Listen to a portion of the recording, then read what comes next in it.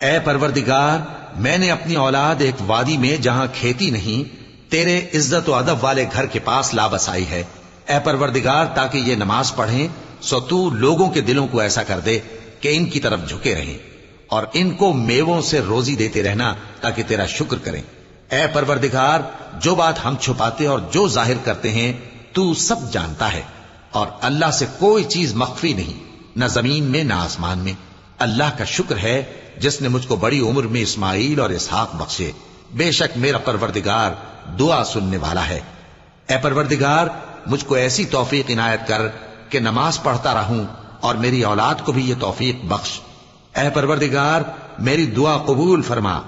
اے پروردگار، حساب کتاب کے دن میری اور میرے ماں باپ کی اور مومنوں کی مغفرت کیجو، اور مومنوں یہ نہ سمجھنا کہ یہ ظالم جو کام کر رہے ہیں اللہ ان سے بے خبر ہے،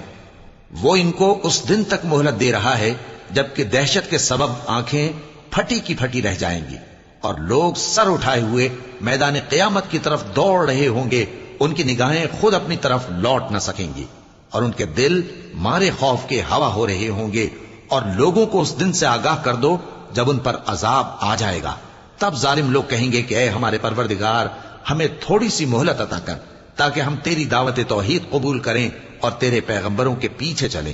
تو جواب ملے گا، کیا تم پہلے قسمیں نہیں کھایا کرتے تھے کہ تم کو اس حال سے جس میں تم ہو زوال نہیں ہوگا؟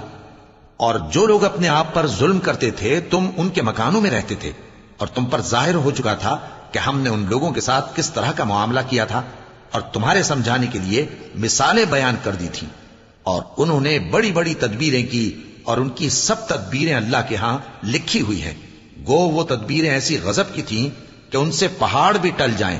تو ایسا خیال نہ کرنا کہ اللہ نے جو اپنے پیغمبروں سے وعدہ کیا ہے وہ اس کے خلاف کرے گا، بے شک اللہ زبردست ہے، بدلہ لینے والا ہے۔